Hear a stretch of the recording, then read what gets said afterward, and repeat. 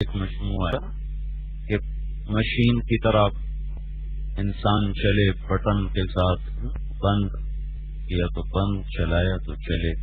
اتار چڑھاؤ ہے جذبات کا، احساسات کا، خیالات کا. تم میں سے کسی کو غصہ آئے گا، تم میں سے کوئی دوسرے کے ساتھ بدتمیزی کرے گا، تم میں کوئی کسی پر زیادتی کرے گا. تو جب تمہارے ساتھ ایسا ہو رہا ہو تو تمہارے سیکھنے کا اب وقت ہے جو باتیں تم نے سنی. اخلاق ہمیشہ بد اخلاقی سے جنم لیتے.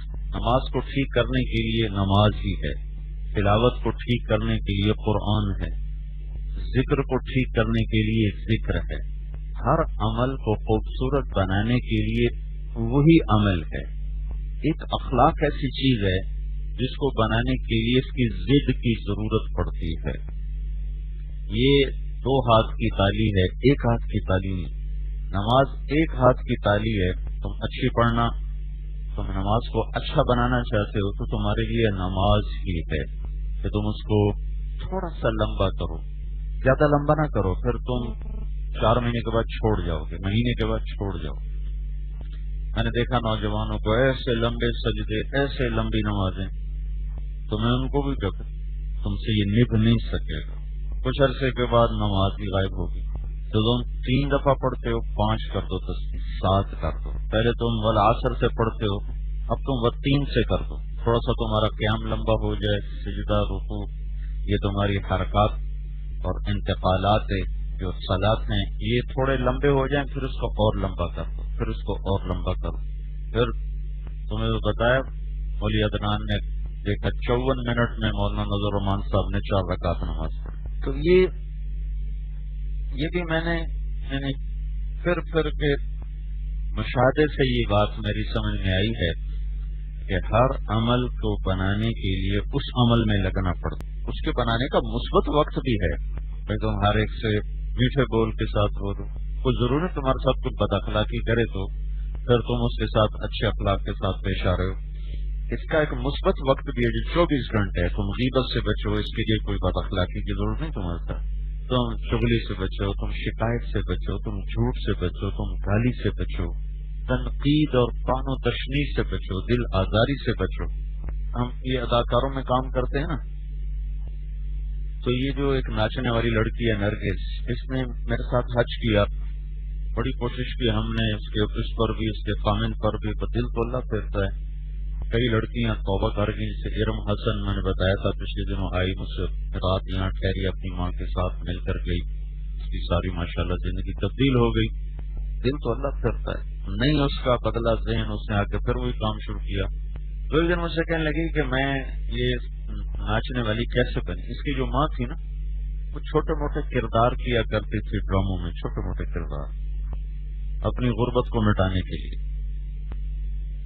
تو ایک دن جیسے ساس اور بہو کی لڑائی ہوتی ہے تو اس کی دادی نے اس کو ڈانٹا اور اس کی ماں کو اور کہا تو ناچنے والی کی لڑکی ہے اور باتیں بناتی، ماں تیری کنجری اور ماں تیری ناچنے والی. انہوں نے کہا پھر میں تمہیں ناچ کے دکھاؤں. شیطان نے اس کو ایسی پٹی پڑائی، انہوں نے کہا میں تمہیں ناچ کے دکھاؤں. وہ گمراہی کا اتنا بڑا دروازہ بن گئی کہ مفتاح للشر اور مغلاق للخیر کا وہ نمونہ بن. ایک تانے نے اس کو یہاں تک پہنچایا، ایک تانے. تو تمہارے کرنے کے کام ہیں 24 گھنٹے میں کہ تم کسی پر تانا مت، کسی کو تانا مت دو، کسی کی تنقید مت کرو، کسی کی دل آزاری کا بول نہ بول. یہ تم اپنے اس ماحول میں اس کو شروع کرو، اس ماحول میں شروع. تم غیبت مت کرو، زبان کو صاف کرو ان چیزوں سے، دل کو صاف کرو بغض سے، میل سے، غل سے. یا بنیا، حضرت انس سے آپ کہہ رہے ہیں ان استطعت ان تصبح وتمسی وليس في قلبك غش لأحد فافعل.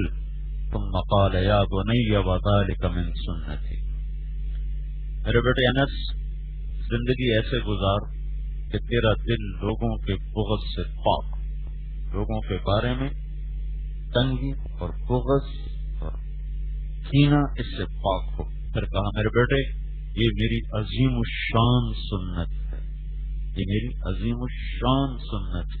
تبلیغ میں کھانے کی سنتیں کیا ہیں، سونے کی سنتیں کیا ہیں، سرمے کی سنت کیا ہے، مسواک کی سنت کیا ہے، مسواک پکڑنے کی سنت کیا ہے۔ تو یہ سنتیں جب آئیں مذاکروں میں تو زندہ ہو گئی، لیکن یہ سنت کہ میرا دل اوروں سے پاک رہے، صاف رہے، اور یہ عظیم الشان سنت یہ مذاکرے میں نہیں آئی تو تم طالب علم ہو کر بھی دلوں میں بغض رکھتے ہو، علم پڑھ کے بھی دلوں میں بغض رکھتے ہو، تہجد پڑھ کے بھی دلوں میں نفرت رکھتے ہو،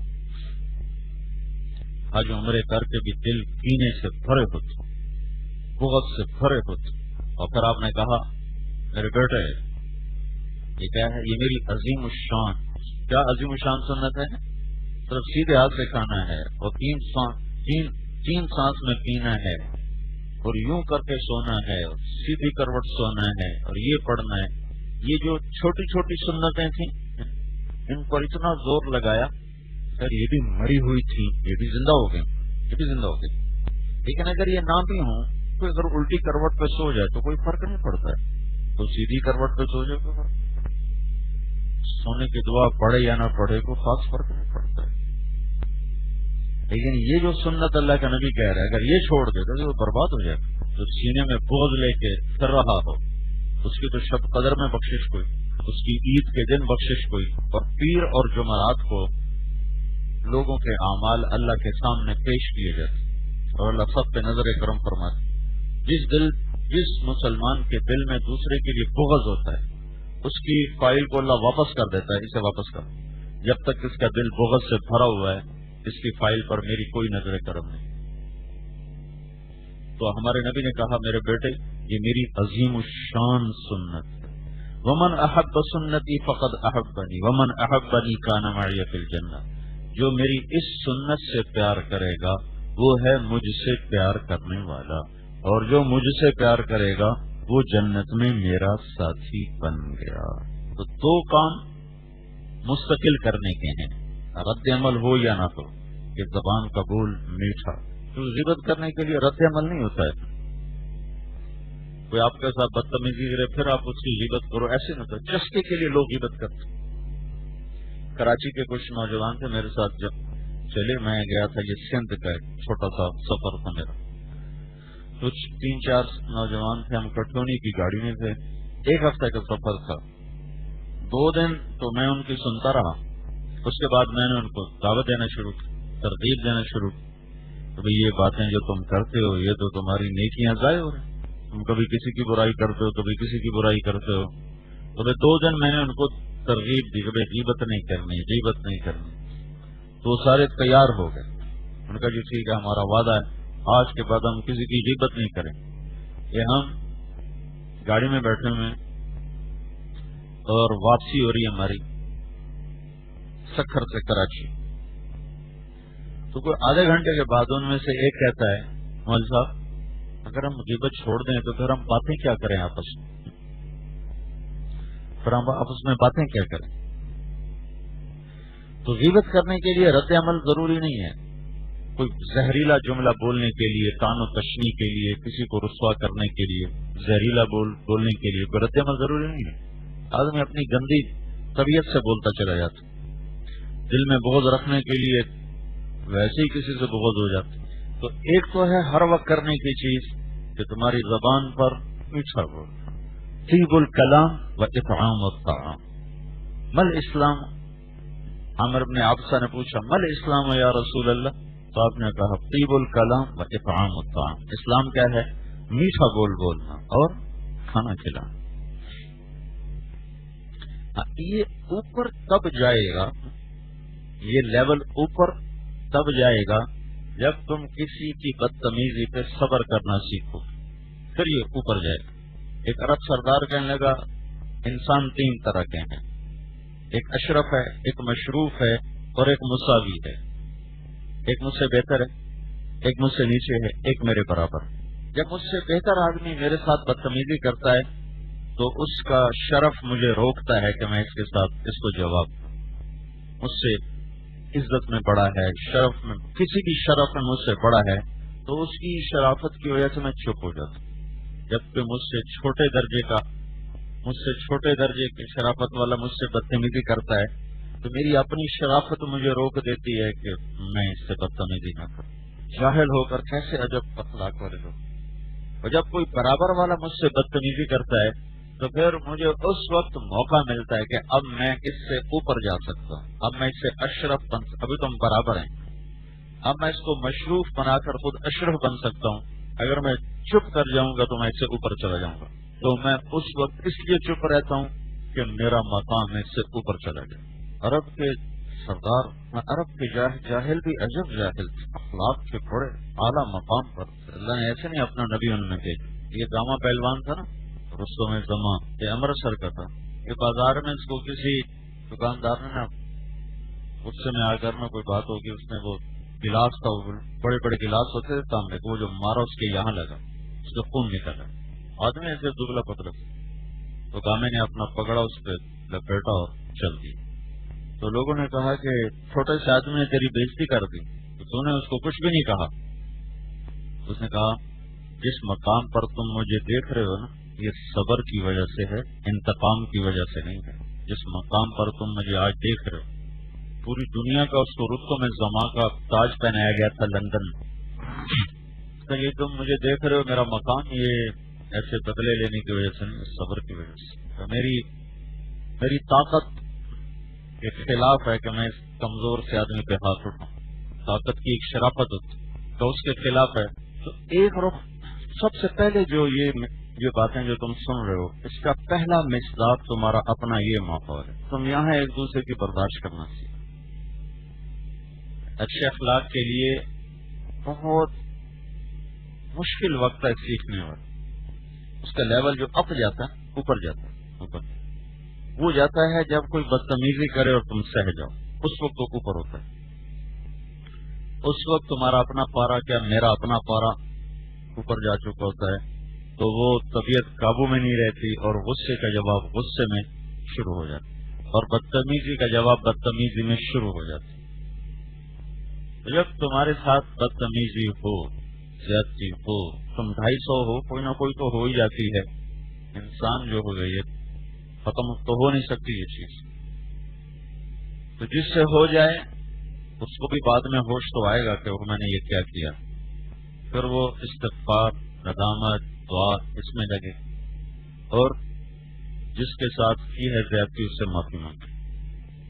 جس پر ہو گئی ہے تو وہ اس وقت یہ یاد کرنے کی کوشش کرے کہ اب میرے اخلاق کے سیکھنے کا وقت آ گیا ہے اور مجھے اب چپ رہنا ہے. اس لفظ پر آپ غور کرو, وصبر علی ما یقولون. علی کا مطلب یہ ہے کہ تم جو یہ کہتے ہو میں کتنا صبر کرتا, آخر میں بھی تو انسان ہوں, میں کہاں تک صبر کرتا, پھر میں نے بھی کیا. تو علی کا مطلب ہے کہ میرے نبی یہ تم نہیں کہہ سکتے کہ میں کہاں تک صبر کروں, تم نے ہر حال میں کرنا ہی ہے. ما یقولون پر کیا ہے, اعلی. یہ ما یقولون کے اوپر ایسے اعلی آ گیا ہے. ادھر سے جو بھی بات آئے گی تو اعلی اس کے سامنے, اعلی اعلی اعلی. گالی دی اعلی, غیبت کی اعلی, ذلیل کیا اعلی. اعلی ما یقولون, اعلی ما یقولون. اعلیٰ کو ڈھال بنا ہے اللہ تعالیٰ. اعلیٰ عربی زبان ہے نا, اس کے حروف کے بھی مطلب ہوتے ہیں. اعلیٰ اس کو تو مجھ سے اللہ نے کہا اس کو میرے نبی ڈھال بنانا ہے. ما یقولون ادھر ٹکرائے, ادھر ٹکرائے, اعلیٰ کے ساتھ ٹکر لے کر واپس جاتا جائے, واپس جاتا جائے, تیری طرف سے رد عمل کوئی. وہ مشہور حدیث ہے نا, ابوبکر صدیق رضی اللہ عنہ کو ایک شخص نے گالیاں دی, وہ چپ, اور اللہ کے نبی ہنس رہے, مسکرا رہے. جب وہ حد سے آگے گزر گیا تو ایک بات کا جواب ابوبکر رضی اللہ عنہ نے بھی دے دیا, تو اللہ کے نبی کے چہرے پہ غضب کے آثار آئے اور آپ اٹھ کے چل دی. تو ابوبکر رضی اللہ عنہ پیچھے بھاگے, یا رسول اللہ کیا ہوا؟ جب وہ بدتمیزی کر رہا تھا آپ بیٹھے مسکرا رہے تھے, جب میں نے جواب دیا تو آپ اٹھ کے چل دیے. جب تم خاموش تھے تمہاری طرف سے ایک فرشتہ جواب دے رہا تھا, جب تم نے بھی جواب دیا تو فرشتے کے شیطان آ گیا, جہاں شیطان ہو وہاں میرا کیا کام. تو سب سے پہلی عملی کوشش، عملی جہد، عملی طور پر ان اعلیٰ صفات کو لینے کی جو کوشش ہے وہ تمہارے اس چار دیواری کے اندر۔ تم ایک دوسرے کی سہنا سیکھو۔ میں کتنا ہی تمہیں کہتا رہوں پھر بھی انسان ہونے کے ناطے ضرور بس ضرور کچھ نہ کچھ ہوتا رہے گا، جس سے ہو بعد میں پشیمان ہو کر استغفار بھی کرے، معافی نہ، جس پر ہو جائے تو اس کو یاد رکھے کہ میرے سبق سیکھنے کا وقت آ گیا، میرے تکرار کا وقت آ گیا، میرے سیکھنے کا یہی موقع ہے کہ میں نے اس کی بدتمیزی کا جواب نہیں دینا۔ تو پہلے تم یہاں اس ماحول کو قائم کرو، ٹھیک ہے نا؟ کل تمہارے تاثرات مجھے پہنچے، بڑی خوشی ہوئی۔ اللہ تعالیٰ مرتے دم تک ان میں آگے بڑھنے کی شکل پیدا کرتا رہے۔ فلزم کا ایک لفظ ہے، آپ نے پوچھا کیف اصبحت یا حارث؟ اصبحت مؤمنا حقا، لقول قول حقیقہ فما حقیقت قولک؟ تو انہوں نے کہا عذبت نفسی عن الدنیا وشہواتها فأسہرت لیل وأظمأت نہاری وکانی انظر الى اہل الجنة تضابرون وإلى اہل النار يتصايحون۔ تو اس پر آپ نے کہا عرفتہ فلزم امرؤ نور اللہ قلبہ بالایمان، عرفتہ فلزم، یہ فلزم بتانا چاہتا تھا۔ حارثہ بتا رہے ہیں میرے ایمان کی نشانی کیا ہے؟ دنیا سے بے رغبت ہوں، رات کو جاگتا ہوں، دن میں روزہ رکھتا ہوں، جنت والوں کو چشم تصور میں دیکھتا ہوں، جہنم والوں کو چشم تصور میں چیختا چنگھاڑتا سنتا ہوں، دیکھتا ہوں، تو میں اور اللہ کے عرش کو اپنی آنکھوں کے سامنے دیکھتا ہوں۔ تو آپ نے کہا فلزم، تو نے ایمان کو صحیح پہچانا۔ فلزم، فلزم کا مطلب ہے کہ یہ ہاتھوں سے نکل بھی جاتا ہے۔ فلزم کے اندر یہ اشارہ ہے، فلزم سے چمٹے رہنا، سے اس کو پکڑے رکھنا۔ کیا مطلب؟ یہ ہاتھوں سے نکل جانے والی چیز ہے، کیونکہ کیفیت ہے نا، یہ رومال تو نہیں ہے نا کہ ہاتھ میں پکڑ لیا، یہ تو کیفیت ہے۔ جاگ کے سنو بیٹا، جاگ کے سنو۔ عرفتہ فلزم، پکڑ کے رکھنا، ہاتھوں سے نکل جانے والی چیز ہے یہ۔ تو یہ ایک دم بھی نکل سکتی ہے، آہستہ آہستہ بھی نکل سکتی ہے، واپس بھی آ سکتی ہے، اور پھر راہیں بھی بھول سکتی ہے، پھر لوٹ کے کبھی تمہیں سلام بھی نہ کرے۔ تو زندگی کے اتار چڑھاؤ کے ساتھ اس صفات میں بھی اتار چڑھاؤ رہتا ہے۔ تو پہلے اپنے اس معاشرے کو تم اخلاق والا معاشرہ بناؤ، اس سے غیبت نکالو، بدتمیزی کے جواب میں مسکرانا سیکھو، کھانے میں اوروں کو ترجیح دو، آرام میں اوروں کو ترجیح دو، مشقت میں آگے ہو جاؤ، راحت میں پیچھے ہو جاؤ، لذتوں میں آگے کر دو، ناگواریوں میں خود آگے ہو جاؤ۔ آپ نے فرمایا یہ میرے انصار بڑے اعلیٰ ساتھی ہیں میرے، یہ ناگواریوں میں آگے ہوتے ہیں اور راحتوں میں پیچھے ہوتے ہیں، ناگواریوں میں آگے بڑھ جاتے ہیں، راحتوں میں پیچھے ہٹ جاتے ہیں۔ اور ابھی تم نے چلے میں جانا ہے اور میدان اور وسیع ہو جائے گا، تو لوگوں کی سہنا سیکھو۔ یہ چیزیں ساری زندگی میرے بچوں سیکھنے کی ہیں، ابھی تم چلے میں جاؤ گے، اس کو زیادہ سیکھنے کی ضرورت ہے۔ وہ یہ حسنین کے دو لڑکے سال میں تھے، تو انہیں امیر ایسا ٹکر گیا، بعض امیر ایسے ملتے ہیں کہ ہم نے اصلاح کر، تو کہنے لگے اس امیر نے ہمیں بڑا ذلیل کیا کہ ان کا میں نے تکبر نکالنا، یہ مولوی ان کا تکبر نکالنا، کہ اگر ہم نے تمہارے یہ دروس نہ سنے ہوتے تو ہم اس کی ٹھکائی کر کے آتے۔ تو جب تم پر ناگواری آ رہی ہو تو وہ تمہارے سیکھنے کا وقت ہوتا ہے، سہ جایا کرو۔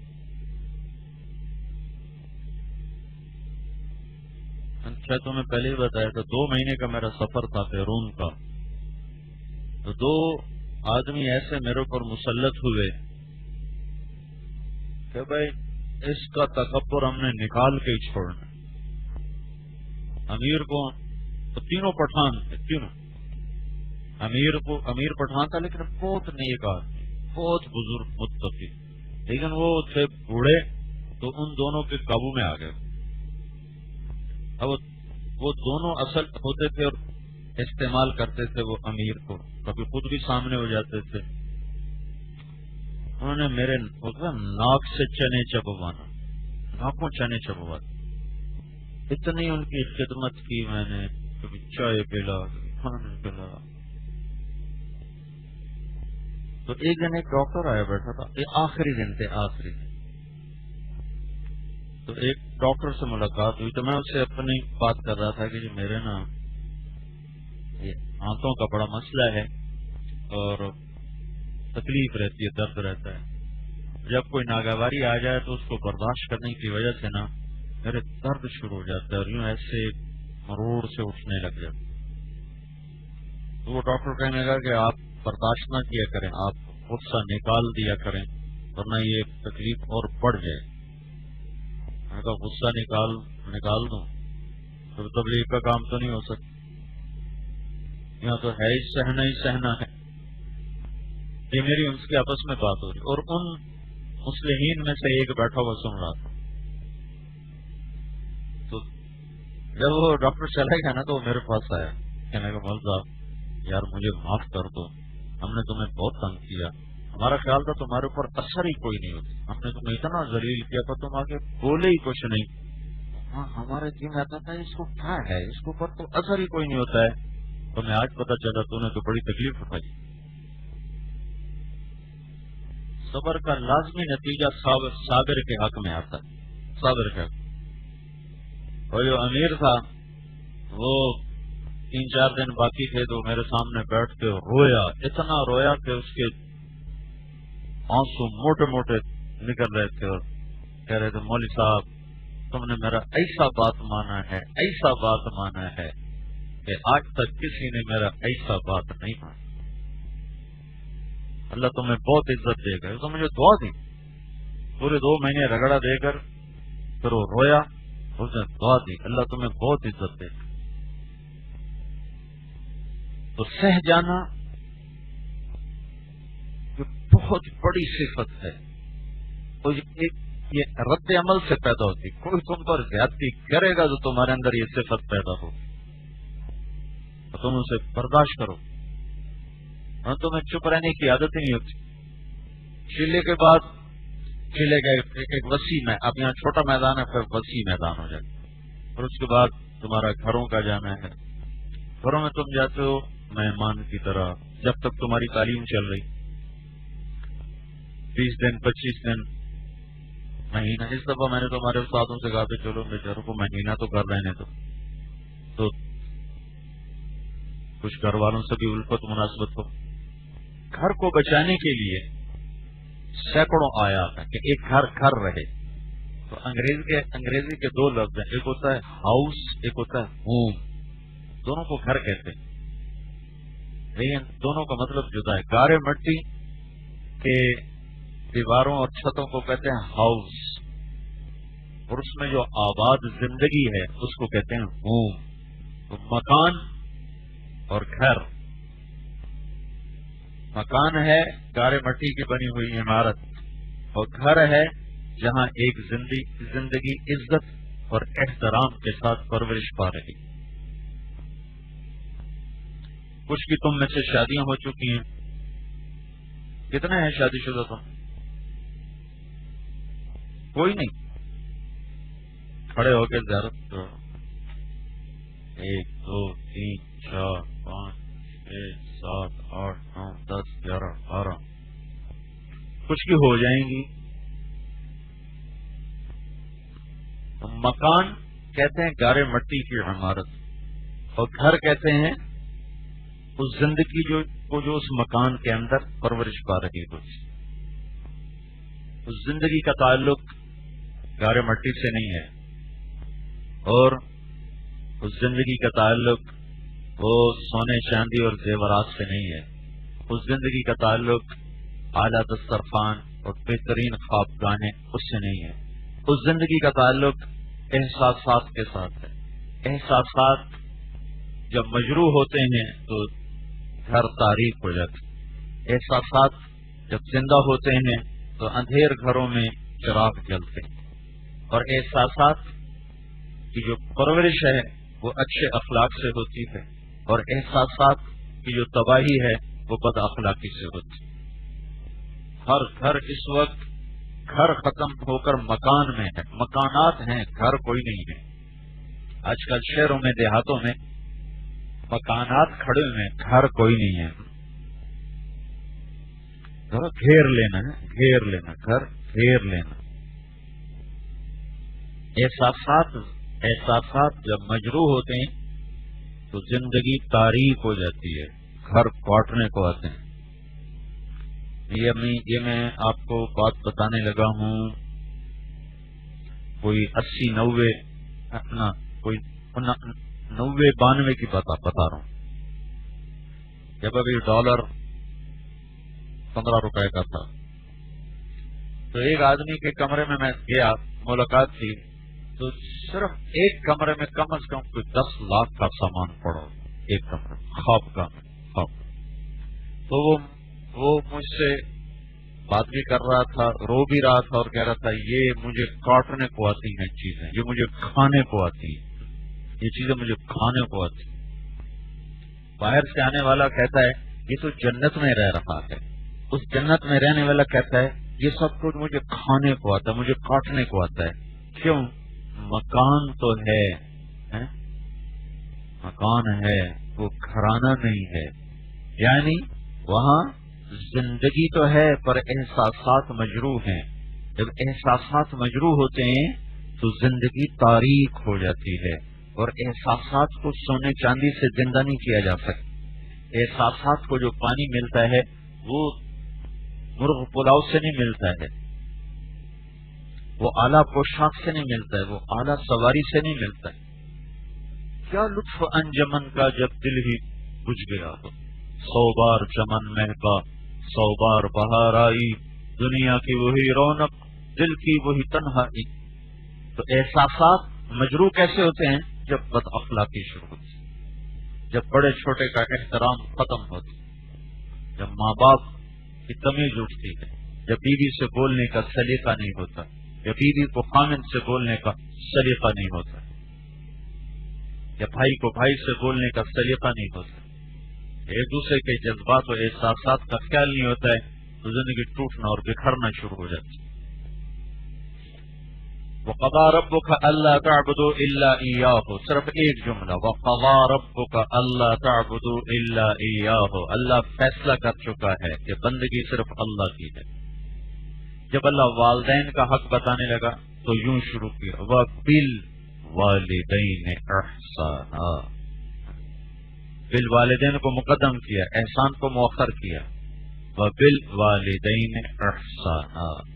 پھر آگے اس کی تفصیل لائے، فَإِمَّا يَبْلُغَنَّ عِندَكَ الْكِبَرَ أَحَدُهُمَا أَوْ كِلَاهُمَا فَلَا تَقُل لَّهُمَا أُفٍّ وَلَا تَنْهَرْهُمَا وَقُل لَّهُمَا قَوْلًا كَرِيمًا۔ پھر وَاخْفِضْ لَهُمَا جَنَاحَ الذُّلِّ مِنَ الرَّحْمَةِ وَقُل رَّبِّ ارْحَمْهُمَا كَمَا رَبَّيَانِي صَغِيرًا۔ پھر رَبُّكُمْ أَعْلَمُ مَا فِي نُفُوسِكُمْ إِن تَكُونُوا صَالِحِينَ فَإِنَّهُ كَانَ لِلْأَوَّابِينَ غَفُورًا۔ یہ ماں باپ پھر رشتہ دار، وَآتِ ذَا الْقُرْبَى حَقَّهُ وَالْمِسْكِينَ وَلَا تُبَذِّرْ تَبْذِيرًا۔ اس کے ساتھ رشتہ داروں کو اللہ لے کر آئے، ذوی الارحام کو اللہ تعالیٰ لے کر آئے، ذوی القربہ کو اللہ تعالیٰ لے کر آئے۔ میں نے تمہیں شاید پہلے بتایا تھا کہ اللہ تعالیٰ نے رشتہ داروں سے حسن سلوک اور غریب مسکین کی امداد کو اللہ تعالیٰ نے اقتحام العقبہ سے تعبیر کیا ہے۔ بتایا تھا؟ نہیں بتایا؟ اچھا، فَلَاقْتَحَمَ الْعَقَبَةَ وَمَا أَدْرَاكَ مَا الْعَقَبَةُ۔ قرآن نے یہ ایک نیا صیغہ متعارف کروایا تکلم کا، عرب وما ادراک ما ہی یہ نہیں بولا کرتے تھے. یہ ایک تعجب میں آتا ہے. یہ انداز تکلم تعجب کا ہے کہ تمہیں کیا خبر کہ وہ کیا چیز. وہ کہتے تھے ما افعلہ و افعل بہ، ما افعلہ و افعل بہ. یہ دو چیزیں استعمال ہوتے. یہ قرآن کا تعارف ہے اس چیزیں کے ساتھ. وما ادراک ما ہی، تو یہ جو وما ادراک نا یہ بڑا ہیبت کے ساتھ لفظ آتا ہے اور ہر جگہ امور آخرت پر ہے عام طور پر، سوائے وما ادراک ما الطارق النجم الثاقب، اور یہ وما ادراک ما العقبہ یہاں. باقی وما ادراک ما سقر، وما ادراک ما سجین، وما ادراک ما علیون، وما ادراک ما ہی نار حامیہ، وما ادراک ما القارعہ، وما ادراک ما الحاقہ، وما ادراک ما یوم الدین، ثم ما ادراک ما یوم الدین، وما ادراک ما سقر. یہ سارے ادراک جو جمع کرو تو تقریباً سارے آگے ہوں گے، کچھ رہ گئے ہوں گے. ان سب کے بعد امور آخرت کی بات ہے، سوائے ایک وما ادراک ما الطارق اور ایک وما ادراک ما العقبہ. طارق سے مراد سے میں نے کئی تفسیریں دیکھی، صرف ستارہ ستارہ ستارہ. ستارہ مراد نہیں ہے، یہ جو فلکی نظام ہے نا یہ مراد، جو دہشتناک حد تک انسان کو روک طاری کر دیتے اور اس کی چھٹی گم کر دیتے. اور فلکیات کے جو ماہرین ہیں وہ دم بخود ہو جاتے ہیں جب اس کائناتی نظام کو دیکھتے ہیں، اس کے پھیلاؤ چوڑاؤ.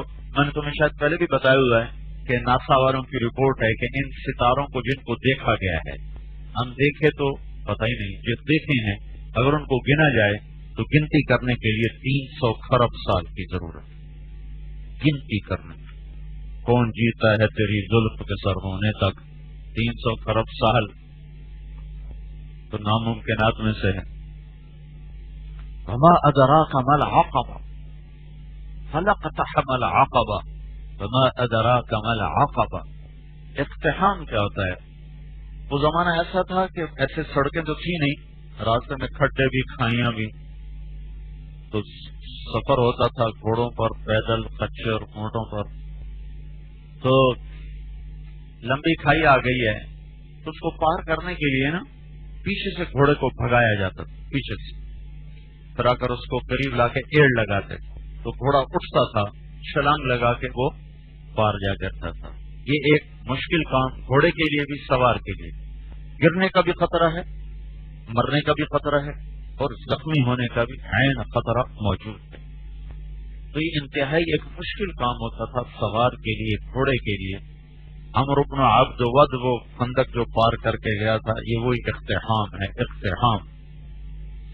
پھر اس کو جب حضرت علی نے اسے قتل کیا تو انہوں نے اس کی لاش پہ کھڑے ہو کر شعر پڑھے. ان کا پہلا جملہ سنو، علیہ تقتحم الفوارس هكذا عنی وعنهم اخر اصحابی. علیہ تقتحم الفوارس آیا تھا نا، عمرو بن عبد ود چھلانگ لگا کے، اقتحام کر کے. تو حضرت علی نے اسی کو لیا، علیہ تقتحم الفوارس.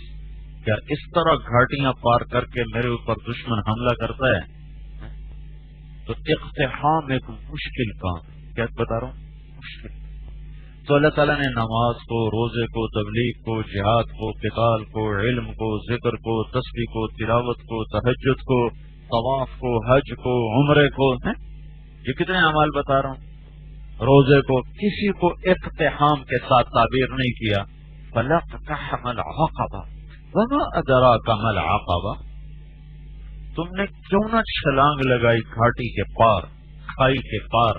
وہ کھائی ہے کیا؟ فک و رقبہ. اس کا مطلب صرف غلام آزاد کرنا نہیں، اس لیے فک و رقبہ فرمایا ہے.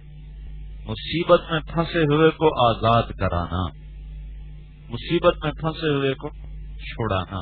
اس میں غلام بھی ہے، مصیبت زدہ بھی ہے، اس میں تکلیف میں مبتلا بھی ہے، بیمار بھی ہے، مقروض بھی ہے. جو جس مصیبت میں اس کو یوں چھوڑانا، خاص طور پر رشتہ دار. ورنہ کیا ہوتا ہے، جب کوئی رشتہ دار تکلیف میں آ جائے نا تو دوسرے بیٹھ کے مزہ لیتے ہیں، آیا نا مزہ نو دل سواد ہوں. ہمارے یہاں تو یہ ہوتا ہے چنگو آیا تھا نہ دور ہونا چاہیے تھا. فک و رقبہ، فک و رقبہ، کسی کے گردن میں پڑے ہوئے پھندے کو کھولنا اور اس کو اس سے نکالنا. صرف غلام آزاد کرنا مراد نہیں. قرآن کی کے مطالب مقاصد معانی قیامت تک کے لیے. غلام تو مک آ گئے 100 سال پہلے، اور آئندہ بھی کوئی شکل نہیں ہے. اب تو یا اسلام ہوگا یا قتل ہوگا، غلامی والا کام نہیں ہوگا. جب کبھی مہدی علیہ السلام کا دور آئے گا تو یا قتل ہے یا اسلام ہے. جزیہ کوئی نہیں ہے، غلامی کوئی نہیں. فک و رقبہ یہ کیا ہے؟ یہ اقتحام. اور کیا ہے؟ اور اطعام فی یوم فی مسغبہ. کس کو؟ یتیمن. کون؟ ذا مقربہ. اور کون؟ او مسکین. کون سا؟ ذا متربہ. ایک بچہ آیا یتیم، کہنے لگا یا رسول اللہ، جو اللہ نے آپ کو دیا ہے مجھے بھی عطا فرمائیں، یتیم ہوں. اللہ آپ سے اتنا راضی ہو کہ آپ بھی راضی ہو جائیں. تو آپ نے کہا اعد علی مقالتک، اپنی بات دوبارہ دوہرا میرے کو، دوبارہ دوہرا. تو نے کہا دوبارہ کیا؟ تو اس نے دوبارہ اس کو دوہرایا. تو آپ نے کہا جاؤ بیت آل محمد میں جو کچھ ہے نکال کے اس بچے کو دے. تو جتنا بھی کچھ جمع ہوا وہ لے کے نکل رہا تھا تو سامنے سے سعد رضی اللہ عنہ آ رہے تھے. تو انہوں نے یوں آمنا سامنے اس کے سر پہ ہاتھ پھیرا، وہ بچہ نکل گیا. تو جب آپ جو سعد رضی اللہ عنہ آ کر بیٹھے تو آپ نے فرمایا بہت ظلم ہے، بہت ظلم. ایک بچی کو طلاق ہو گئی، اس کی اولاد نہیں ہوئی. دوسری جگہ شادی کی، اولاد نہیں ہوئی. اس نے ایک بچی لے لی، ڈاکٹر سے بات کر بچی لے لی، پال لی. اس کے خامند کا ایکسیڈنٹ میں انتقال ہو. وہ گھر آ کے اس نے بچی کو پالنا شروع کر دیا. اس کی آگے شادی ہونے لگی دوبارہ. تو سسرال والوں نے کہا کہ ہمیں لڑکی قبول ہے، لڑکی قبول، بچی قبول نہیں ہے. بچی کو فارغ کر کے آئے تو ہم اسے رکھیں گے ورنہ نہیں رکھیں گے. تو اس نے وہ بچی اس اصل ماں کو لوٹانا چاہیے جس کی وہ تھی بیٹی. اس کا بھی آگے خامند فوت ہو، اس کا دوسرا نکاح ہو چکا تھا. تو اس کے دوسرے خامند نے کہا اگر یہ بچی میرے گھر میں آئی تو میں تمہیں طلاق دے دوں. تو پھر یہ جس گھر میں یہ بچی پل رہی تھی وہ اسی کو اپنی ماں سمجھتی تھی اور اس کی ماں کو اپنی نانی سمجھتی تھی. اب یہ غریب گھرانہ تھا، یہ بچی کو کا خرچ نہیں اٹھا سکتا تھا. انہوں نے اس کی شادی آگے کرنا طے کر دیا اور اس گھر کے افراد نے کہا یہ بچی واپس کرو.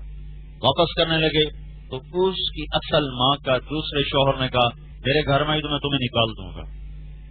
تو پھر انہوں نے کہا کہ کسی گھرانے میں دے دو، اس کو وہ اپنے رکھ لیں گے نوکری کے طور پر، برتن مانج لے گی، کپڑے دھو لے گی، ہم اس کا خرچہ نہیں اٹھا سکتے. مجھے کہیں سے اس بات کی خبر پہنچی تو میں نے پھر اس بچی کی ماں سے، وہ جو اس کی لے پالک ماں کی ماں تھی، نانی، میں نے اس کو پیغام بھیجا کہ اس کے جتنا مہینے کا خرچہ ہے تو میرے ذمہ کر دے، مجھ سے لیتی رہے اور اس بچی کو جدا نہ کرو. یہ کہاں کہاں دھکے کھائے گی اور کہاں کہاں دلیل ہوگی. اس کا جتنا خرچہ ہو مہینے کا وہ مجھ سے ماہوار لیتی جاؤ اور اس کو پالو. زندگی رہی اور یہ پروان چڑھی تو اس کی شادی بھی میرے ذمہ کرو. تو تب جا کر اس بچی کو ایک گود ملی، ورنہ ہر آدمی اس کو ٹھکرانے کے لیے پہلے زور لگا رہا تھا کہ ہمیں نہیں چاہیے، ہمیں نہیں چاہیے، ہمیں نہیں چاہیے. اس ماحول کا ظلم ہے، اس ماحول کا جبر ہے. انتہائی ظالم معاشرہ ہے ہمارا، ظالم. یہ گندے حکمران کیوں آئے ہیں؟ ہمارے اپنے ظلم و ستم کی وجہ سے کہ عوام میں ظلم انتہا کر سکے. ہاں کیا کیا سنا، بڑا ظلم ہے، بڑا. کہ تمہاری دینداری صرف یہ پڑھنے پڑھانے تک ہے، یا نماز پڑھ لی، داڑھی رکھ لی، پگڑی باندھ لی، چھلا لگا لیا، سبق پڑھا لیا. میرے نبی والی زندگی، معاشرت، نبی والے اخلاق. تو قصہ پارینہ ہے جو بشیر بن عقربہ رضی اللہ تعالیٰ عنہ کے والد شہید ہو گئے احد کی لڑائی میں. ماں پہلے فوت ہو گئی تھی، تاریخ بخاری میں اور حیات الصحابہ میں مختصر ہے، اس میں پورا ہے. تو وہ اپنے والد کے استقبال کے لیے باہر نکلے تو سامنے سے لشکر آیا تو باپ تو شہید ہو گئے تھے اس میں احد میں. جب انہوں نے دیکھا کہ میرا تو باپ نہیں ہے تو انہیں آ کر اللہ کے نبی سے پوچھا، یا رسول اللہ ما فعل ابی؟ تو اللہ کے نبی نے منہ پھیر لیا کہ تو پھر وہ سامنے سے آئے، کہا یا رسول اللہ ما فعل ابی؟ فاعرض عنی وبکا. پھر آپ نے منہ پھیر اور رونے لگے. فاجحشت بالبکا. تو آپ نے تو بشیر کہتے ہیں میں اللہ کے نبی سے لپٹ گیا. اجحش بالبکا، لپٹ کے رونا. تو میں آپ کی ٹانگوں سے لپٹ کر رونے لگا کہ میرا تو اب کوئی نہیں ہے. تو آپ نے کہا یا بشیر اما ترضى ان يكون رسول اللہ اباک وعائشہ امک؟ بشیر، آج کے بعد اللہ کا رسول تیرا باپ ہے، عائشہ تیری ماں ہے، ٹھیک ہے، منظور ہے؟ منظور ہے. اتنا ظلم ہے میں تمہیں کیا بتاؤں. اور دنیا داروں کی بات نہیں کر رہا، نمازی خاندان، دیندار خاندان، ظلم کی انتہا ہے. ایسے کا فلقتحم العقبہ وما ادراک ما العقبہ فک رقبہ واطعام فی یوم ذی مسغبہ. کس کو؟ یتیم. کون سا؟ ذا مقربہ. اور مسکین کون سا؟ ذا مقربہ. اللہ کے نبی نے یتیمی پر مرارت کو چکھا ہوا تھا. یتیم باپ دیکھا نہیں، ماں 6 سال کی عمر میں اللہ نے اٹھا دیا. کئی دن کھاتے ہی نہیں تھے، خلوت آ گئی، کھیلنا بھول گئے، ہنسنا بھول گئے. زمزم کے چند گھونٹ پانی پی کر سارا دن بھوکے رہتے تھے. اور 8 سال کی عمر میں دادا بھی مرا تو بکریاں، غربت کی وجہ سے بکریاں چرانے پہ مجبور ہو گئے. ننگے پاؤں ننگے سر آپ جبل سور کی طرف بکریاں چرایا کرتے. یہ بڑے مشکل کام ہے. فلقتحم العقبہ. کسی کوئی بیٹی، ہر سب کی بچیاں آباد رہیں، کوئی متعلقہ ہو کے واپس آ جائے تو بھائی اس کو نہیں ٹکنے دیتے. ہمارے سر پہ آ گئی، ہمارے سر پہ آ گئی، ہمارا جینا حرام کر دیا.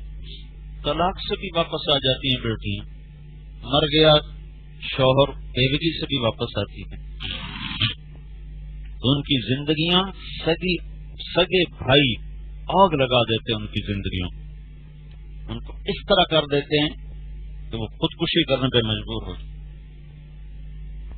اور اللہ کے نبی نے فرمایا بہترین صدقہ تو میں بتاؤں. کہ کیا؟ کہا الابنۃ المردودہ، وہ بیٹی جو لوٹ کے گھر آ گئی ماں باپ کے، یا طلاق کی وجہ سے یا بیوگی کی وجہ سے، اس پہ خرچ کرنا سب سے اعلیٰ صدقہ ہے. لیکن وہ اتنا دکھ اٹھاتی ہیں، اتنا دکھ اٹھاتی ہیں، نہ وہ جیتی ہیں نہ وہ مرتی. ہمیں جو آدمی دینی نسبت سے مشہور ہو جائے تو لوگ اپنے دکھڑے سنانے آ جائے. میں نے فون کیوں بند کر دیا؟ کہ لوگوں کے دکھ سن سن سن میرا کلیجہ جل کے رہ گیا. تو میں سب کا مداوع نہیں کر سکتا، سننا بھی مشکل ہے.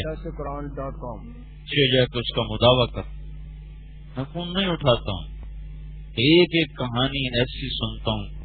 حالانکہ میرا تو کوئی رشتہ تعلق نہیں، لیکن یقین مانو سنتے سنتے میں ایسے رو رہا ہوتا تھا. ایسے کیا ظلم و ستم ہے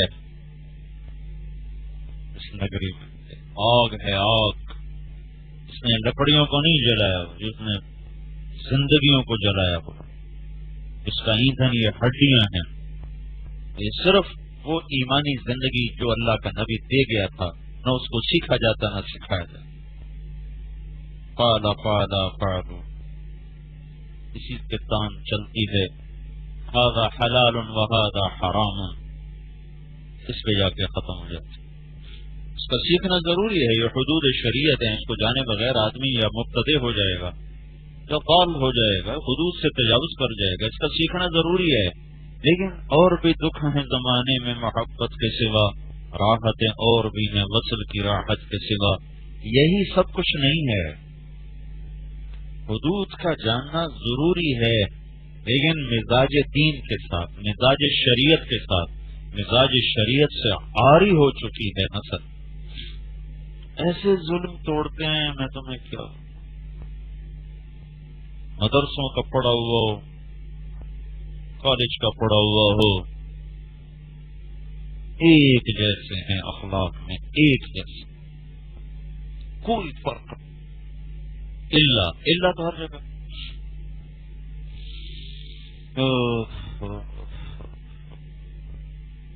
رشتے داروں سے تکلیف پہنچتی ہے، زیادہ پہنچتی. میں تمہیں پہلے دن غالباً بتایا تھا والذین یصلون ما امر اللہ به ان یوصل. اتنا لمبا جملہ اللہ نے کیوں بولا کہ یہ کام بڑا مشکل ہے. اور ما امر اللہ کتنی عظمت کے ساتھ یہ لفظ ہے. پھر رشتے داروں سے انسان الجھتا ہے، پھر پھٹتا ہے، پھر لڑتا ہے، پھر کٹتا ہے، پھر قطع رحمی کے کہانیاں چل پڑتی. تو ایک عمومی چیز ہے ماں باپ سے حسن سلوک، عزیز و اقارب سے حسن سلوک. میرا باپ کوئی دنیاوی دینی تعلیم یافتہ نہیں تھا، دنیا کا اچھا پڑھا ہوا آدمی تھا، بڑا ادیب، شاعر، بہت ماشاء اللہ قدرتی ادب بہت عالی تھا. ہمارے خط پڑھے جاتے تھے نا، رائمنڈ میں پڑھے جاتے تھے، تو میرے والد صاحب کی تحریر بڑی ادبی ہوتی تھی. ایک دن مولانا ظاہر شاہ صاحب رحمۃ اللہ علیہ کہنے لگے تیرے ابا کا تو خط ہمیں سمجھ میں نہیں آتا کیا لکھتا. بہت بہت ادیب ہے. تو رشتے داروں میں تو انبن ہوتی رہتی ہے. میں جب لاہور سے آتا تھا، جب میں اسکول پڑھتا تھا، کالج پڑھتا تھا، تو ہم بھی شریک ہوتے تھے. جب کسی سے کٹ گئی ہے تو ہم بھی کٹتے تھے، کسی سے جڑ گئے تو ہم بھی جڑتے تھے. تو وہ گھریلو حالات کا اثر ہوتا تھا. جی نہیں چاہتا تھا کہ بھائی فلاں سے ہمارے باپ کی نہیں بنی تو ہم بھی نہیں ملیں گے. تو میرے باپ کا یہ ہمارے اوپر احسان عظیم تھا کہ جب میں لاہور سے آتا تھا تو مجھے کہتا تھا جا چاچا نو مل گیا، فلانے نو مل گیا، فلانے نو مل گیا. مجھے پتا ہوتا تھا کہ ان کے ساتھ انبن ہے، میں جانے میں پس و پیش کرتا تھا. انہیں اگر پتا چل جاتا کہ میں نہیں گیا تو میری بڑی بےزتی ہوئی اس ماں میں. اور یہ مجھے کئی دفعہ سننے کو ملا کہ لڑائی ہے یا بول بلا رہا تھا ساڈے وڈیاں دے تسی کون ہوندے ہو وچ دخل دے ہونا. جا چاچے نو بھی مل کے آتے، انہوں میں باپے نو بھی مل کے آتے، دادے نو بھی مل کے. تو خود آپس میں کھٹپٹ ہوتی تھی، لیکن مجھے بھیجتے تھے جا مل کر، مجھے آ کے خبر دے کہ تم مل کر آیا ہے. تو یہ لاشعور میں ایک اچھا سبق تھا جو باپ نے ڈالا تھا. آگے تبلیغ کا ماحول مل گیا. ایک عرب تھا یہ مدینہ منورہ کا، بڑا وجیح آدمی وہاں تو. وہ خصوصی گشت میں ملنے گئے،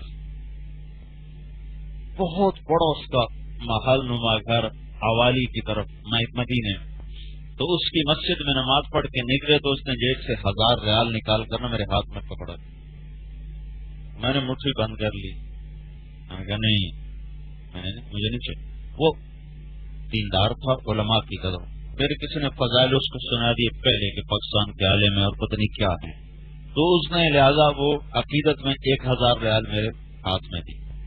میں نے مٹھی بند کر اور اس کے گھر تک میرا اور اس کا تکرار چل رہا ہے. تو جب اس کے گھر میں پہنچے نا تو جو مجھے لے کر گیا تھا وہ بھی پیچھے پہنچ گیا، یوسف فرقی. تو اس نے کہا کہ یہ تم کیسا شیخ لائے ہو جس نے آج مجھے ذلیل کر دیا. مجھے کہا قتل تو نہیں، انہوں نے مجھے مار دیا، ذبح کر دیا. میں نے کہا شیخ میں تیرا ہدیہ قبول کرنے کو تیار ہوں، یہ تمہارا جو جوتا نا یہ مجھے دو، پرانا جوتا پہنے ہوتا۔ میں نے کہا یہ جوتا مجھے ہدیہ کر دو، یہ پیسے میں نہیں لوں گا، ہدیہ ہی دینا، یہ دے دو، یہ نہیں۔ تو پھر اس نے یوسف برنی نے کہا کہ شیخ یہ خود بہت مالدار آدمی ہے، تو اس لیے یہ اعراض کر رہا ہے کہ اس کو پیسہ نہ دو۔ کہتا میں کوئی اس کے مالدار یا فقیر ہونے کی وجہ سے تھوڑے دے رہا ہوں، میں تو اپنی محبت اور عقیدت میں دے رہا ہوں۔ یہ عرب کا مزاج، تمہاری طرح بخیل تھوڑا ہی ہے عرب، پانی تو نہیں پیو گے، روٹی تو نہیں کھاؤ گے، چاہ تو نہیں پیو گے۔ اجمی لوگ بخیل ہوتے، عرب سخی ہوتے، کوئی عجم ہوتا ہے جو سخی ہوتا ہے، ورنہ سب بخیل، اوروں کی جیب سے پیسہ نکلوا کے خوش ہوتے ہیں، اپنا بچاتے رہتے ہو، دنیا کا لگ جائے ساڑا بچ جائے۔ تو روٹی تو نہیں کھائیں گے، پانی تو نہیں پیئیں گے، ٹھنڈا پیئیں گے کہ گرم؟ مولانا سید خان صاحب ناراض ہو جاتے تھے جب کوئی پوچھ لیتا یہ ٹھنڈا کے گرم، کہتے دونوں چیزیں مہمان کے سامنے رکھو، جو پسند کرے پیے۔ ناراض ہو جاتے تھے۔ تو ان کے لنگر میں ہر وقت خرموش چائے کے بھی بھرے ہوتے تھے، اور اگر گرمی ہوتی تو شربت کے بھی بھرے ہوتے تھے۔ سردی میں تو شربت کو ٹھنڈا کوئی پیتا نہیں، دونوں ساتھ چلتے۔ 535 برس تقریباً 132 ہجری سے لے کر 656 534 سال 534 سال حضرت عباس کی اولاد نے حکومت کی۔ عبداللہ بن عباس کے بیٹے تھے علی، ہشام کے دور میں، ہشام کے زمانے، اس کے بیٹا تھا صفاح اور منصور۔ تو ہشام کا ایسا جاگ و جلال، ایک دن وہ ملنے آئے تو ہشام نے بڑا اکرام کیا اور بہت عزت سے پیش آئے۔ جب وہ چلے گئے تو کہنے لگا مجھے اس بڑے میاں پہ ترس آتا ہے، بیچارہ خوش فہمی میں مبتلا رہتا ہے، کہتا ہے یہ میرے دونوں بیٹے بنو امیہ کے تخت پر قبضہ کریں گے اور یہ حکمران بنیں گے، تو مجھے بیچارے کی دیوانگی پہ ترس آتا ہے۔ اور اس وقت یہ دیوانے کا بوری نظر آتا تھا، لیکن ہشام کے مرنے پر 20 سال بھی نہ گزرے کہ وہی بنو امیہ کے تاج و تخت کے وارث بن چکے تھے۔ تحریک چلائی آل رسول نے، لیکن اللہ کا فیصلہ آل رسول کو حکومت نہیں دینی، غیبی نظام ایسے چلتا آ رہا ہے۔ اور حضرت حسن نے فرمایا تھا حضرت حسین سے کہ میں یہ بات دیکھ چکا ہوں کہ خلافت اور نبوت ہمارے گھر میں اب جمع نہیں ہو سکتی، اللہ نے میں نبوت دے دی، اب اللہ میں حکومت نہیں دے گا، تو تم عراقیوں کے بہکاوے میں نہ آ جانا، وہ کہیں تمہیں دھوکہ نہ دے دیں، تیرے باپ سے غداری کی، تیرے بھائی سے کی، تجھ سے بھی کریں گے۔ تو تحریک چلائی آل رسول۔ جب حضرت حسین شہید ہوئے تو لوگوں نے پھر علی بن حسین رضی اللہ تعالیٰ عنہ سے کہا آپ ہمارے ہاتھ پر بیعت کریں، کہا نہیں، میرا سارا خاندان ذبح ہو گیا، مجھے کچھ نہیں چاہیے۔ ساری رات رویا کرتے تھے امام زین العابدین، ساری رات۔ تو ایک دن ایک غلام نے پوچھا حضرت اللہ نے آپ کو اتنا کچھ دیا، آپ ساری رات کیوں روتے ہیں؟ تو پھر رو پڑے اور کہا یعقوب علیہ السلام کا ایک گم ہوا تھا یوسف، اس کے پیچھے رو 40 سال گزار دیے، اکھیاں سفید ہو گئی، میرا تو سارا خاندان میری آنکھوں کے سامنے ذبح ہو گیا، میں کیسے نہ رو۔ تو انہوں نے بیعت لی سورۃ التحریم، ایک گھر کو بچانے کے لیے کہ میاں بیوی کا تعلق کیسا ہونا چاہیے کہ یہ 2 اکائیاں ہیں جس سے آگے نسل نے وجود پکڑنا، اگر ان میں ٹکراؤ ہو گیا تو یہ سارا گھر اجڑ جائے۔ اور ہمارے ہاں خاندانی نظام ہے اکٹھے رہنے کا، عام طور پہ سسرال میں جا کر بچیوں پہ بہت ظلم ہوتا ہے، بہت زیادتی ہوتی ہے کہ ماں کے روپ میں عورت اور طرح ہوتی ہے اور ساس کے روپ میں وہ اور ہو جاتی ہے۔ بڑے بڑے گھرانے اس کی لپیٹ میں آ جاتے، اور چونکہ ماں باپ سے ایک عقیدت ہوتی ہے تو اس عقیدت کی وجہ سے عام طور پر لوگ اپنی بیویوں پہ ظلم و ستم کر جاتے، بس میری ماں کے آگے نہیں بولنا، بس میری ماں کے آگے اف نہیں کرنا، بس میرے باپ کے آگے چوں نہیں کرنا، میری بہنوں کے آگے تو نے اف نہیں کرنا، یہ کہہ کر اس کو مسخ کر کے رکھ دیتے۔ ایک بہت نیک گھرانہ فیصلہ آباد میں، سارے تبلیغ والے سارے، اور میاں بیوی کی نوجوان سے شادی ہوئی، کچھ عرصہ گزرا، طلاق تک نوبت پہنچ کر یوں ایک کچا دھاگا باقی تھا، قریب تھا کہ ٹوٹ جائے، اور پیچھے سبب کیا تھا؟ ساس بچے کو ابھار طلاق تک پہنچا دی، اور پیچھے بات کیا نکلی؟ میں بیچ میں پڑا، اللہ نے اس گھر کو باقی رکھنا تھا، ہمیں ذریعہ بنا لیا، کہ کوئی اور بھی ذریعہ بن سکتا تھا، اللہ نے ہمیں توفیق دی۔ پیچھے بات کیا نکلی کہ ساس کو یہ گلا تھا اپنی بہو پر کہ جب یہ اپنے ماں باپ کے گھر جاتی ہے تو مجھ سے پوچھ کے نہیں جاتی، یہ بات میں نے کہا خامد سے پوچھ کے جاتی ہے، خامد کی اجازت کے بغیر تو جاتی نہیں، تو پھر ساس سے پوچھنا تو ضروری، کوئی اجازت خامد کی ہے، ساس کی نہیں، سسر کی نہیں، خامد کی۔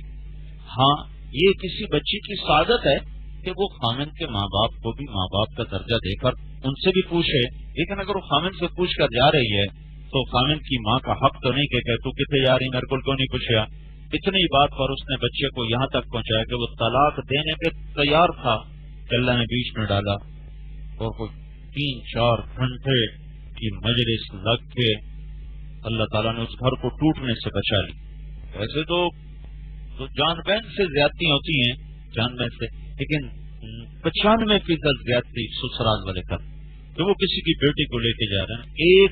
تم ایک بچے کی قربانی دیکھو کہ صرف ایک لفظ پر، قبول پر، وہ اپنی عزت تمہارے حوالے کر دیتی، ماں باپ خامد کے لیے چھوڑ دیتے، بہن بھائی چھوڑ دیتے، اپنی سہیلیاں چھوڑ دیتے، اپنا گھرانہ چھوڑ دیتے، اور جاتے ہی اس کو سولی پہ لٹکا دیا جاتا ہے، میری ماں نال دعا کرنا، پیو نال اے کرنا، ابے نو اے نہیں آکھنا، اما نو اے نہیں آکھنا، بہنا نو اے نہیں آکھنا، تو چوں نہیں کرنی، تو ان کی خدمت کرنی، تو ان کی خدمت کرنی ہے، اس کو ایک گھر کی خادمہ بنا کر۔ اس کے لیے میں نے اتنے قصے سنے ہیں کہ پک گئے میرے کان، رو رو ختم ہو گئے میرے آنسو، اتنا ظلم و ستم۔ اللہ نے سارے قرآن میں کسی جگہ عورتوں سے نہیں کہا خامدوں کی خدمت کرو، خامدوں کے مردوں سے کہا ہے عورتوں سے اچھا سلوک کرو، عورتوں سے اچھا سلوک کرو۔ یہ نہیں کہ عورتوں کے ذمے نہیں، چونکہ ذمہ دار مرد ہے، مخاطب مرد ہے۔ عاشروہن بالمعروف، عاشرنہم بالمعروف نہیں ہے، اللہ عورتوں سے کہے کہ ان خامدوں کی خدمت کرو، خدمت فرض ہے۔ اللہ کے نبی نے کہا اگر میں سجدے کی اجازت دیتا اپنی شریعت میں تو عورت سے کہتا اپنے خامد کو سجدہ کر۔ خامد کی اطاعت کو اللہ تعالیٰ کا نبی سجدے تک لے گیا، سجدے، www.dasquran.com۔ لیکن قرآن کا جو مخاطب ہے وہ مرد ہے، عورت نہیں ہے۔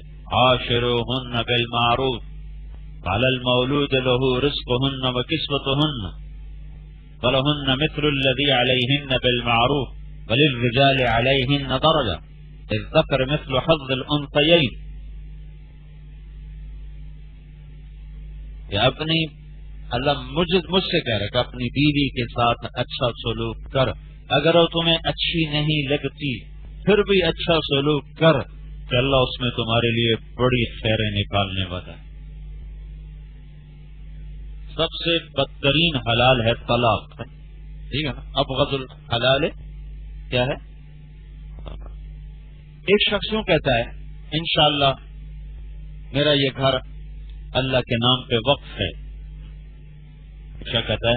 انشاءاللہ میرا یہ گھر اللہ کے نام پہ وقف ہے، تو وہ وقف ہو گیا، وہ اللہ کے نام پہ وقف ہو گیا۔ ایک شخص یوں کہتا کیوں کہ اللہ چاہتا ہے کہ اللہ کے نام پہ خرچ کیا جائے، اللہ کے نام پہ دیا جائے۔ ایک شخص یوں کہتا ہے انشاءاللہ میری بیوی کو 3 طلاق، تو اب ہوئی ہے، طلاق ہو گئی، کیوں؟ کہتا اگر اللہ چاہے تو، اللہ تو چاہتا ہی نہیں کہ طلاق دی جائے عورتوں کو، بیویوں کو، یہ اللہ کی مشیت ہی نہیں ہے کہ طلاق دی جائے. تو اگر کوئی مشیت کے ساتھ معلق کر کے اگر انشاءاللہ میری بیوی کو 3 طلاق نہیں ہوگی، کیوں؟ اللہ چاہتا ہی نہیں کہ طلاق ہو. تو کہ انشاءاللہ میرا گھر اللہ کے نام پہ وقف تو ہو گیا، چونکہ اللہ چاہتا ہے کہ اللہ کے نام پہ وقف کیا جائے، دیا جائے، لیکن اللہ یہ نہیں چاہتا کہ طلاق ہو. تو آخری درجہ مجبوری میں ہے، مجبوری میں ہے، اور اس کو پسند نہیں کیا گیا، اس کو ناپسندیدہ سمجھا گیا ہے. لیکن مجبوری کے درجے میں ہوتا بھی ہے. اللہ کے نبی نے خود طلاق دی، اللہ کے نبی کی بیٹیوں کو طلاق پڑی، صحابہ نے نکاح بھی کیے، طلاق بھی دی. یہ کوئی عیب نہیں ہے، نکاح نہیں ہوا. قیس بن سعد کی اہلیاں یا رسول اللہ، ثابت بن قیس بن شماس، مجھے ثابت کے دین کا اخلاق کا کوئی گلہ، کوئی بہت نیک، بہت اخلاق والا، پر میرا اس سے دل نہیں لگتا. وہ تو بہت کالے رنگ کے ثابت بن قیس، وہ اونچا بھی سنتے تھے، یمامہ کی لڑائی میں شہید ہوئے تھے، اور یہ واحد صحابی ہیں جن کی وصیت موت کے بعد نافذ کی گئی. یہ یمامہ کی جنگ میں شہید ہوئے تو خواب میں ایک شخص کو ملے، خواب میں کہنے کہ دیکھو ثابت ہوں، کچھ بات کرنے لگا ہوں، یہ نہ سمجھنا کہ میں مردہ ہوں تو میری بات آگے نہ پہنچانا. خالد بن ولید سے کہنا، وہ امیر تھے یمامہ کے جنگ، کہ میں جب شہید ہو گیا تھا تو فلاں آدمی نے میری زرہ اتار کے چرا لی ہے، اور اس نے جہاں اونٹ کا پالان رکھا ہوا ہے اس کے نیچے اس نے چھپائی ہوئی ہے، وہ وہاں سے وصول کر کے مال غنیمت میں شامل کر دے، اور میرا فلاں غلام آزاد کر دیا جائے، اور فلاں کا قرضہ وہ اس کو ادا کر دیا جائے. تو جب وہ اٹھے تو انہوں نے جا کر حضرت خالد کو بتایا کہ اس طرح میں نے خواب دیکھا ہے. انہوں نے وہ آدمی دیکھا تو آدمی تو مل گیا، اس کے اونٹ کا پالان پڑا تھا، اس کو اٹھا کے کھودا تو نیچے سے زرہ نکل آئی، اور پھر ان کا غلام پھر آزاد کیا گیا، ان کے قرضے کو ادا کیا گیا. تو یہ واحد شخص ہیں جن کی موت کے بعد وصیت پہ عمل کیا گیا. اتنے بڑے آدمی ہیں ثابت بن قیس بن شماس. اور یمامہ کی جنگ میں انصار کا جھنڈا ان کے ہاتھ میں، ثابت بن قیس کے ہاتھ. اور چند لوگ جب شکست ہو گئے، جنگ یمامہ میں شکست ہو گئی، قدم اکھڑ گئے، مہاجرین کے قدم اکھڑ گئے. زید بن خطاب کے ہاتھ میں جھنڈا تھا، وہ شہید ہو. تو پھر جھنڈا سالم مولا حذیفہ نے اٹھایا، وہ بھی شہید ہو. پھر جھنڈا گر گیا اور مہاجرین کے قدم اکھڑ گئے. اور بنو حنیفہ صحابہ کے خیمہ تک آ گئے، عورتوں کی خیمہ تک آ گئے. او بھائی تمہارے لیے سنا رہا ہوں. تو مجاع بن قیس یہ تھا، بنو حنیفہ کا سردار تھا، وہ وہاں قید میں تھا. خیر وہ ایک الگ چیز. تو جب قدم اکھڑے تو پھر حضرت خالد نے انصار مدینہ سے کہا کہ بھائی کچھ کرو، آپ کو معاملہ ہاتھ سے نکل گئے. تو برا بن مالک رضی اللہ تعالیٰ عنہ کو انہوں نے آواز، تو برا رضی اللہ تعالیٰ نے اس پر ایک چٹان پہ چڑھ کر کہا، یا معاشر الانصار، اما المدینہ فلا مدینہ، اما الرحال فلا رحال، ہا من المعشر. انصار مدینہ بھول جاؤ، واپسی بھول جاؤ، ادھر قبریں بنانے کی نیت کرو. تو انصار مدینہ 3000 جمع ہو گئے ان کے گرد. تو یہ ثابت بن قیس بن شماس، عباد بن بشر، ابو دجانہ، سہل بن حنیف، برا بن مالک،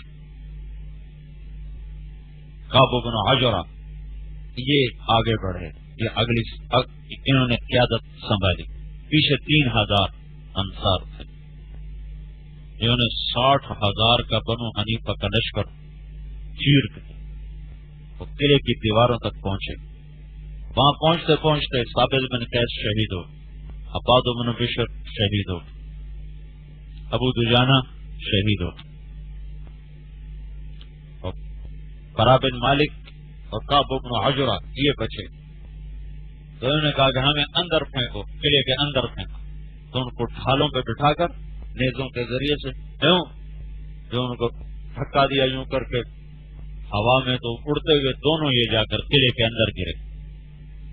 ان دو آدمیوں نے اندر ٹوٹل بنو حنیفہ کو 1,10,000 تھے یا 60,000 قرین قیاس ہے، اتنی آبادی نہیں تھی اس وقت، لیکن یہ اہل ایمان 12,000 تھے.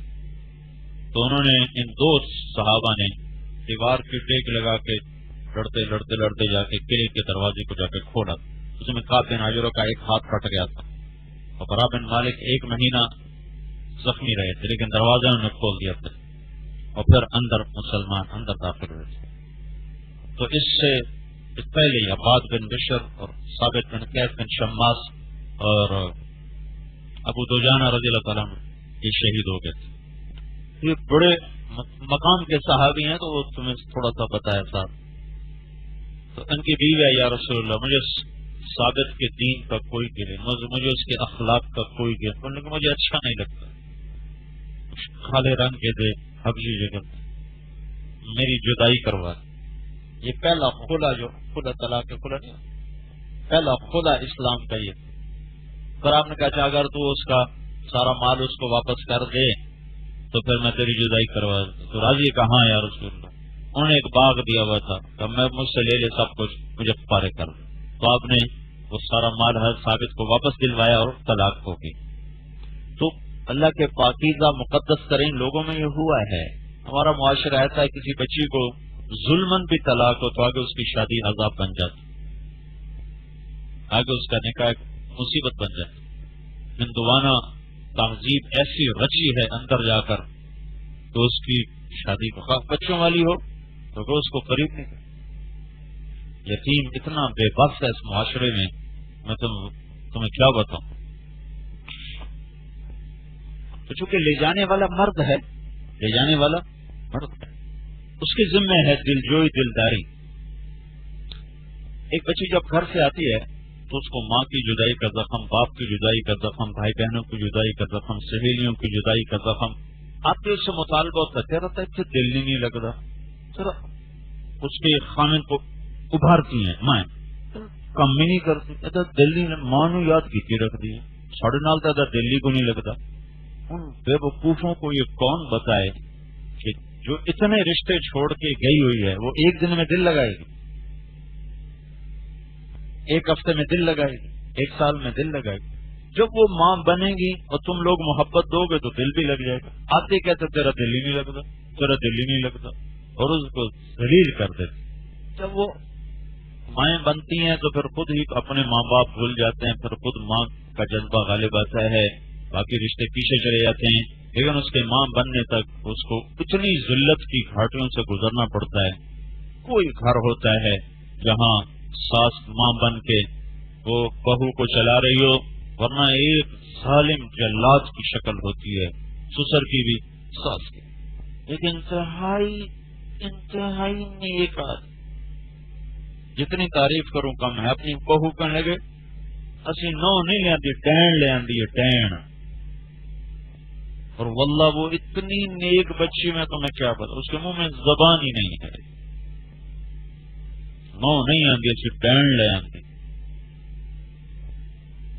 یہ اس ماحول کے زہریلے رشتے ہوئے زخم ہے جو میں تمہیں بتا رہا ہوں. کیونکہ تم بھی اسی ماحول میں ہو، تم دین بھول جاتے ہو. یہ بات تم نے پڑھے نہیں ہوتے ہیں تو تم بھی اپنی بیویوں سے بدتمیزی کی حد تک چلے جاتے. یہ لڑکے کے ذمہ ماں کو اس کا حق دے، باپ کو اس کا حق دے، بیوی کو اس کا حق دے. ایک کی وجہ سے دوسرے پہ زیادتی نہ ہو، ایک کی وجہ سے دوسرے پہ ظلم نہ ہو. آج کل کے ماں باپ اس قابل نہیں کہ وہ کہیں طلاق دے دو تو طلاق دے دی جائے.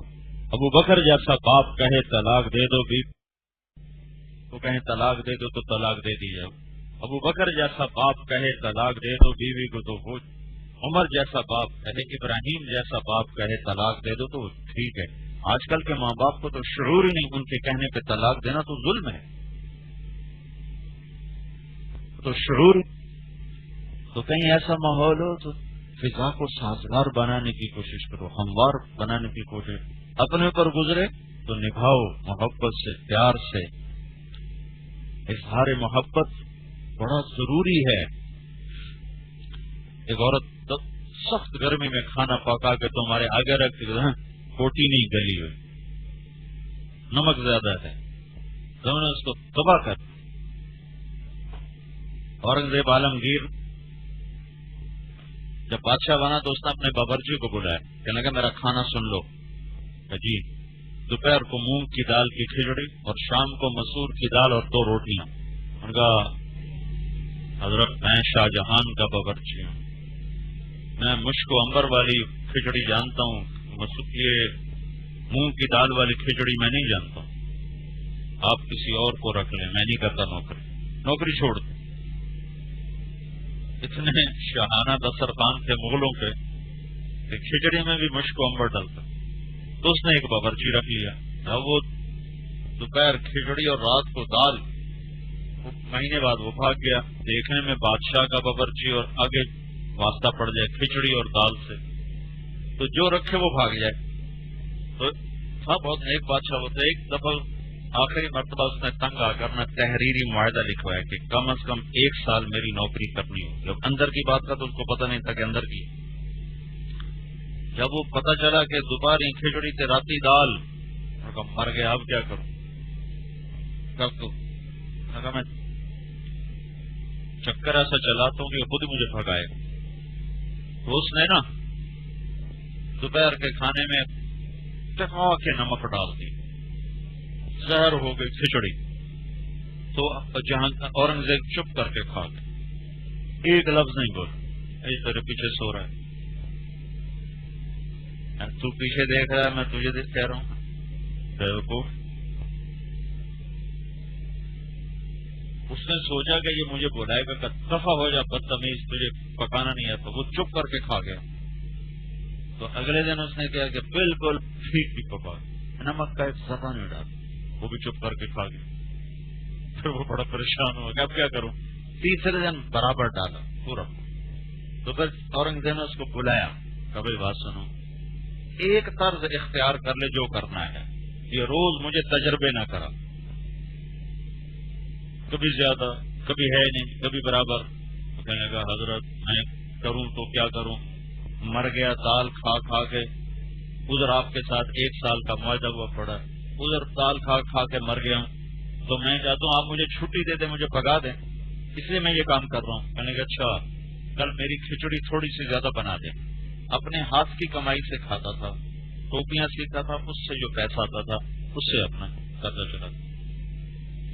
تو اس نے اگلے دن تھوڑی کھچڑی زیادہ بنائی، تو اس نے اپنی کھچڑی کے 7 نوالے بنائے، اس کے 7 وزیر تھے، 7 نوالے۔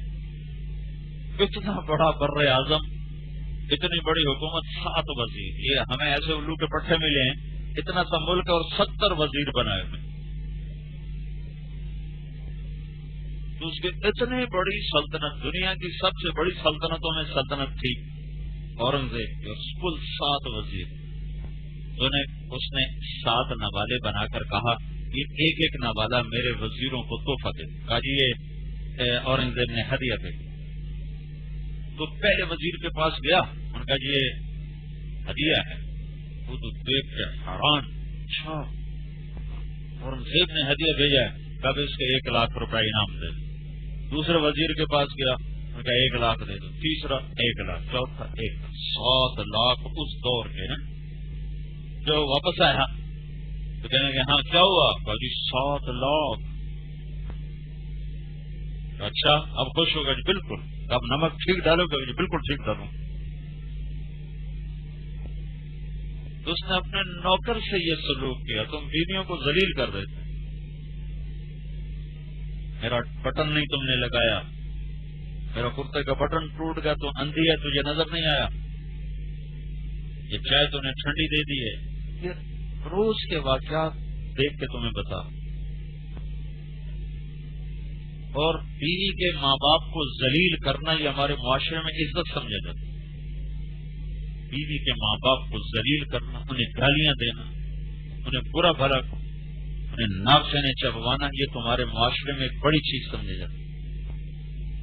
یہ ہمارے جو ذمہ دار ہیں نا، میں تو اس گھرانے سے تعلق رکھتا ہوں، ہمارے جو بڑے، جو آج کل کی نسل تو کچھ بھی نہیں رہ گئی، جو ہمارے بڑے تھے نا، ایک نسل پہلے ہمارے باپ، چاچے، تائے، یہ لوگ تیرے کے انتہائی با اخلاق لوگ، مہمان رات کو آ جائے، دن میں آ جائے، دوپہر میں آ جائے، وقت پہ آ جائے، بے وقت آ جائے، ان کے ماتھے پہ شکر نہیں آتی، اور مہمان کی خدمت کرنا، پچھ جانا اپنی عزت سمجھتے۔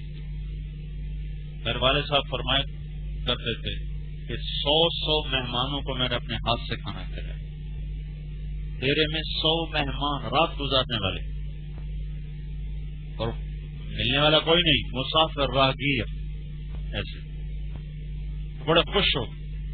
لیکن یہی لوگ جو ڈیرے میں مہمانوں سے انتہائی با اخلاق، جب گھر میں آتے تھے تو انتہائی بدتمیز، اور اپنی بیویوں سے انتہائی ذلت کا سلوک کر، بستی کی آخری حد تک ان کو پہنچانے کا پورا زور لگاتے۔ باہر ڈیرے کا رخ انتہائی اخلاق والا، گھر میں گئے انتہائی بدتمیز، گالیاں دینی، غلیظ گالیاں۔ میرے باپ کا مزاج یہ نہیں تھا، کچھ اللہ تعالیٰ نے پتہ نہیں کیسے اس کو یہ الگ ہی سب سے مزاج تھا اس کا۔ ان کے گھر میں کبھی لڑائی ہوتی تھی، کبھی کبھار نوکروں پر یا ہماری ماں سے تو بس ایک بات پر ہوتی تھی کہ مہمان کو وقت پہ کھانا نہیں پہنچا یا مہمان کو اچھا کھانا نہیں پہنچا۔ کبھی ہو ہی جاتا جب ہر وقت مہمانوں کی آمد ہو تو کبھی اونچ نیچ ہو ہی جاتی ہے، بس اس بات پہ غصہ۔ ورنہ کبھی ایک نوجوان میرے پاس آیا، کہنے لگا جی بیوی سے لڑائی رہتی، کوئی تعویذ دے دو، کوئی وظیفہ بتاؤ۔ میں نے کہا بیوی پہ نہ تعویذ اثر کرتا ہے نہ وظیفہ اثر کرتا ہے، بیوی کے ساتھ حسن سلوک کرو تو تمہاری غلام۔ کہنے لگا کیا کروں؟ میں نے کہا اس دفعہ جب تم گھر جاؤ تو چند نوالے اپنے ہاتھوں سے بنا کے اس کو کھلا دینا۔ کہنے لگا اس سے کیا ہوگا؟ میں نے کہا وہ تم دیکھو گے کیا ہوگا۔ اللہ کے نبی حضرت عائشہ کو کھلایا کرتے تھے، بٹھا کے کھلایا، ہاتھ سے کھلاتے۔ حرم میں بڑی بوٹیاں ہوتی ہیں کھانے کی، یہ چھوٹی چھوٹی بوٹیاں نہیں، حضرت عائشہ وہ گوشت کا ٹکڑا اٹھا کے جب کھاتی، جب وہ رکھ دیتی تو اس کو اللہ کے نبی اٹھا کر وہاں سے کھاتے جہاں سے حضرت عائشہ نے کھایا ہوتا تھا۔ بڑے پیالے ہوتے تھے پینے کے، جب اٹھا کے پیتی تو نیچے رکھتے تو اللہ کے نبی اٹھا کر وہاں سے پیتے تھے جہاں سے حضرت عائشہ نے پیا ہوتا تھا۔ اظہار محبت، اظہار محبت۔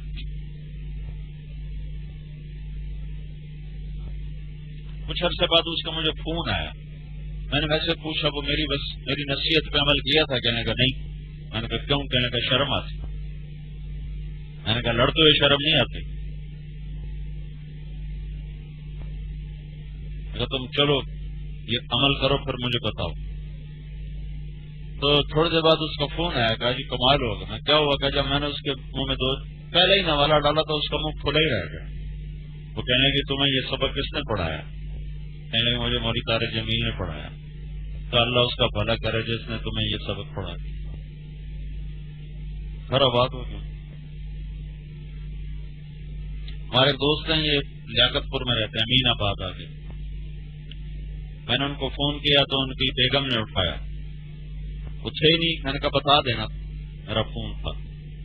تو 3 تاریخ کو کٹھے ہوئے تو مجھ سے کہنے لگے اس دفعہ بڑا لطیفہ ہوا کہ میں گھر آیا تو میری بیوی نے کہا تیرے مولوی کا فون آیا تھا۔ میں نے کہا کون سا مولوی؟ کا وہ جنہوں میں رنگ اڑتے انسان بنا دیا۔